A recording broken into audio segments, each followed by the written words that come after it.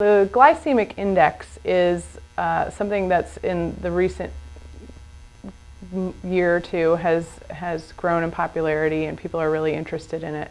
It's basically a measure of the blood glucose levels or food's effect on your blood glucose levels.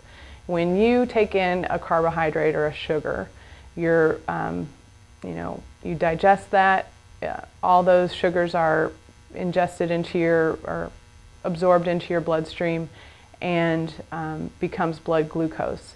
Now sometimes if you get a lot of blood glucose level in your bloodstream, then you hit kind of a high there where then insulin is released, and insulin's kind of a carrying agent that helps to disperse it into the tissues in the body where you need it.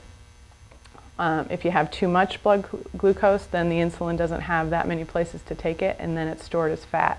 So that's why it's been popular with a lot of diet books lately, that you want to make sure that you're getting foods that are lower in the glycemic index. So basically what it started out at is this glucose that started the whole thing. They give it a random number of 100, and every other food they rate according to that 100. So say a lower number would be a lower glycemic index. So a lot of times you can just look into a book on glycemic index or on the internet and see what foods you're looking for and how they rate. But a general rule is that lower glycemic index carbohydrates more are your above ground vegetables, they say. Things like tomatoes or peppers or things like lettuce, anything like that. A moderate glycemic index level would be more like a fruit or like your root vegetables, your carrots, your onions, things like that. And then your higher glycemic index, which is something you may want to stay away from, is things like the refined sugars or the white flours, grains, more of the grains, and also obviously your basic sugar foods, candy, things like that.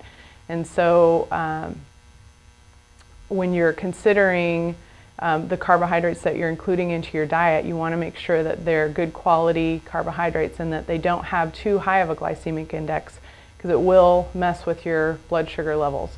Sometimes if you've eaten a snack that's really just, maybe like a candy bar or something that has a lot of sugar in it, you get that initial kind of energy jolt, but then after maybe an hour or so, you're tired again, and the pattern starts where then you look for some other stimulant to help kick your energy up again. So it's basically a back and forth type of cycle. If you can get your snack to be a little higher in nutrient and maybe a lower glycemic index, then you can let your blood sugar levels even out a little bit more, and that is less stressful on your body.